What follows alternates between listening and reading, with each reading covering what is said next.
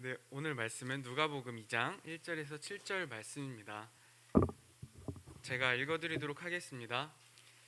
그때 가이사 아구스도가 명을 내려 천하로 다 호적하라 하였으니 이 호적은 구레뇨가 수리아 총독이 되었을 때에 처음 한 것이라.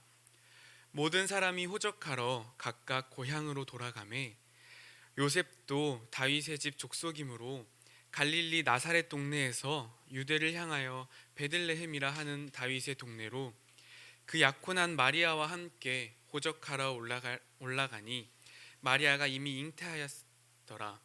거기 있을 때에 해산한 날이 차서 첫 아들을 낳아 강보로 싸서 구유에 뉘었으니 이는 여간에 있을 곳이 없음이러라. 아멘. 자, 친구들 안녕하세요. 어제는 성탄절이었어요.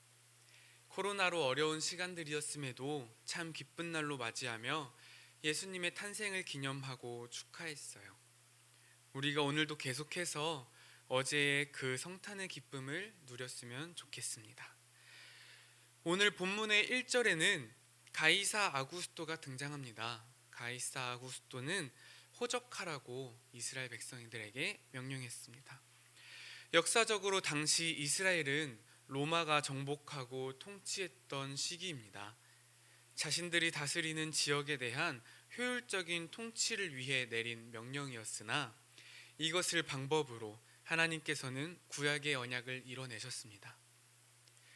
당시에는 이스라엘 사람들이 호적을 하려면 자기 고향으로 돌아가야 했습니다. 그리고 이스라엘 사람들은 로마에게 지배당했던 시기였기 때문에 그 명령을 어기지 못하고 한 사람도 빠지지 않고 전부 명령에 반응해서 호적해야만 했습니다. 그래서 지금 이 말씀의 시기에는 이스라엘 사람들이 한 사람도 빠지지 않고 다들 고향으로 돌아가고 있는 그런 시기인 거죠. 예수님의 아버지 요셉과 어머니 마리아도 마찬가지였습니다. 그리고 게다가 이미 마리아는 배가 불러있는 상황에서 갑작스러운 호적 명령에 어쩔 수 없이 먼 길을 떠나고 말았습니다. 택시도 자동차도 없던 시기에 약 150km 정도를 이동해야 했습니다. 150km 정도면 제가 재보니까 저희 교회에서 강원도 강릉까지더라고요. 그 거리를 요셉과 마리아는 낙타나 말을 타고 이동했을 것입니다. 또 건강한 몸 상태여도 힘들 거리를 마리아는 만삭한 상태에서 그 험난한 길을 갔던 것이지요. 그 먼 길을 또 그 험난한 길을 한 번에 단 하루에 가기는 힘들었을 거예요. 더군다나 마리아는 금방 아기가 나올 것 같았던 진통을 느꼈기 때문에 당장 머물 곳이 필요했습니다. 그러나 아까 말씀드렸다시피 이스라엘의 모든 사람들이 호적을 위해 먼 길을 이동했기 때문에 숙소는 전부 꽉 차서 자리가 없었습니다. 요셉과 마리아가 쉬고 아기를 낳을 만한 숙소는 한 군데도 없었습니다. 요셉은 사랑하는 아내 마리아가 곧 출산을 할 것 같았기 때문에 정말 걱정스러웠을 거예요. 또 하나님의 아들 예수님이 태어나실 것이기 때문에 아무 곳에서나 그 하나님의 아들을 출산하고 싶지 않았을 것입니다. 얼마나 조급했을까요? 전도사님은 이 요셉의 마음과 숙소 주인들의 마음에 좀 집중해 보려고 합니다. 당시 이스라엘의 모든 사람들은 전부 메시아를 기다리고 있었습니다. 그러나 사람들은 마리아에게서 태어날 아기가 그들이 기다린 메시아 곧 예수 그리스도인 줄은 꿈에도 몰랐었을 것입니다. 그들이 평생을 기다린 분이 눈앞에 있었으나 그들은 예수님을 맞이하지 못했습니다. 왜냐하면 숙소 주인들의 마음에는 자신들의 방을 내어드릴 준비가 되어 있지 않았기 때문이죠. 전도사님이 오늘도 보여지는 비유를 통해서 이 말씀을 설명하려고 해요. 여기 전도사님이 준비해 왔는데 3층짜리 서랍이 있어요. 보이시나요? 1층에 뭐가 있고 2층에 뭐가 있고 3층에 뭐가 있는지 보이시나요? 아, 네, 고구마만 보이시죠? 자, 1층에는 펜, 필기도구가 엄청 많이 들어있어요. 보이시나요? 이곳에 이 테이프를 넣어보려고 합니다. 필기도구가 꽉 찬 서랍장에 테이프를 넣고 문을 닫아 볼게요.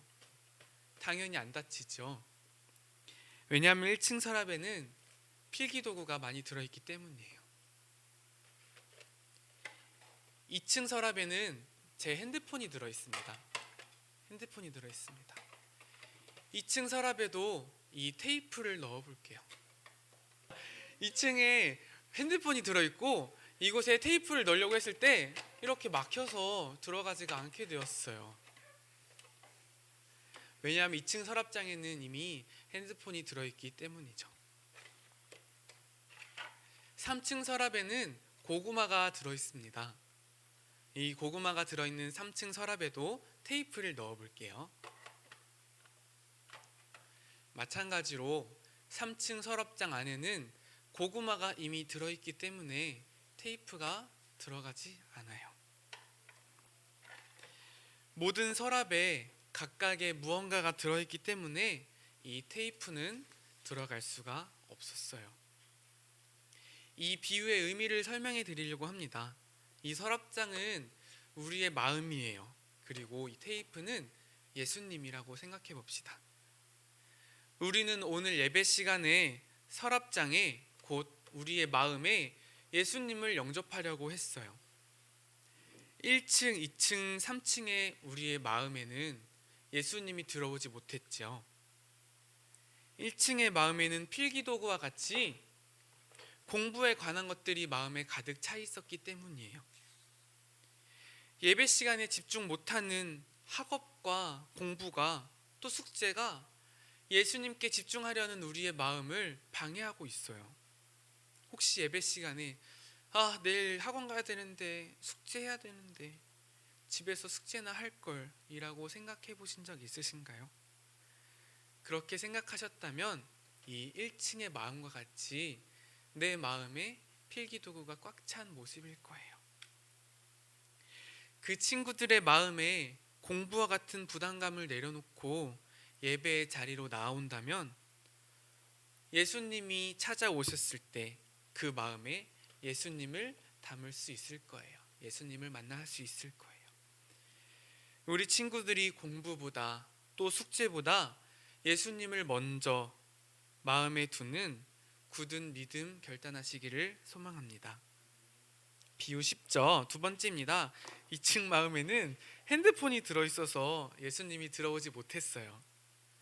전도사님이 어떤 말을 하고 싶은지 바로 알아챘을 거예요. 예배 시간에 집중하지 못하는 핸드폰 안에 수많은 친구들의 연락과 수많은 어플들이 먼저 우선인 마음이 있을 거예요. 그 친구들의 마음은 지금 2층 서랍장과 같은 마음일 거예요. 예배 시간에 설교 듣다가 또 찬양하다가 이것만 듣고 이것만 답장하고 마저 예배 드려야지, 또는 이것만 보고 잠깐만 이것만 봐야지 하는 그런 안일한 마음들이 아마 2층의 마음들의 2층과 같은 마음을 가진 친구들의 마음일 거예요. 그 친구들의 마음에 핸드폰 안에 친구들의 연락과 다른 많은 것들이 우선이 된다면 예수님이 우리의 마음을 똑똑똑 두들기셨을 때 우리는 예수님을 반길 수 없을 거예요.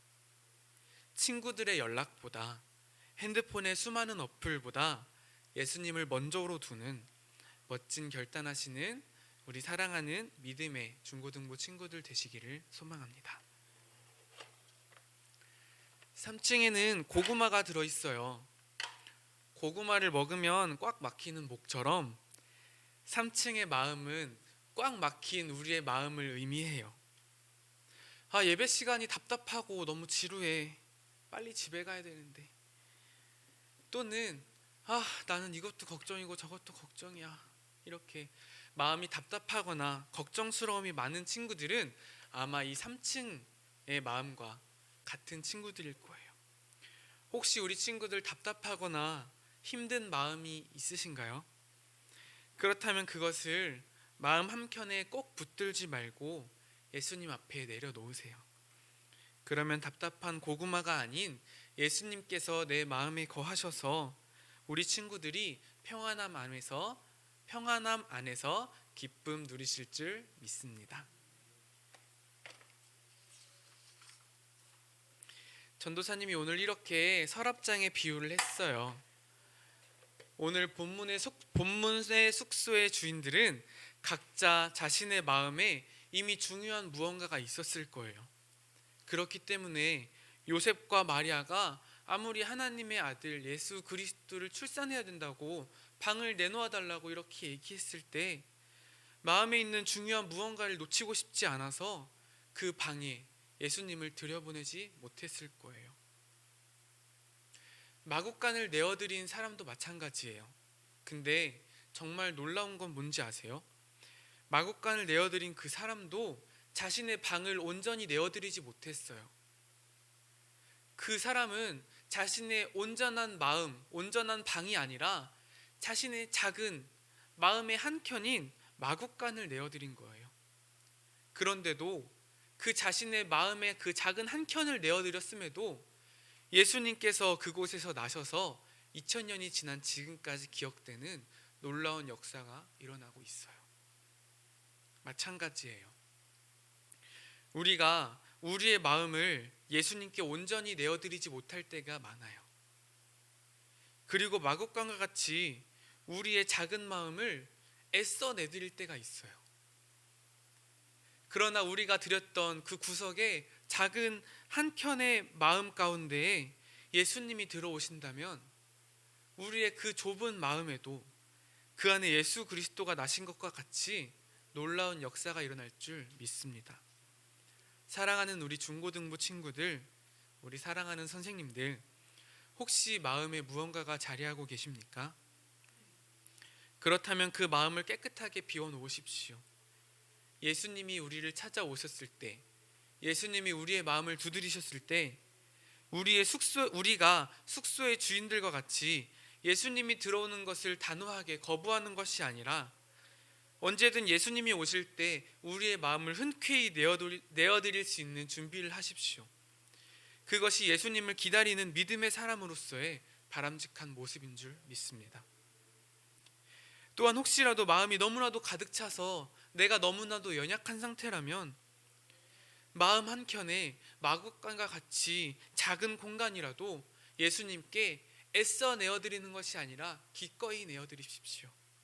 그러면 우리 마음 가운데 우리가 생각할 수 없는 놀라운 평화와 기적과 기쁨을 맛보게 될 것입니다. 그 멋진 믿음의 모습이 우리 중고등부 친구들의 모습이 되시기를 소망합니다. 함께 기도드리시겠습니다. 하나님 아버지 감사드립니다.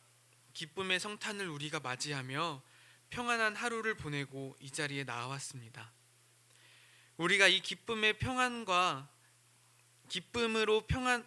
평안으로 예수님을 만나기를 소망합니다.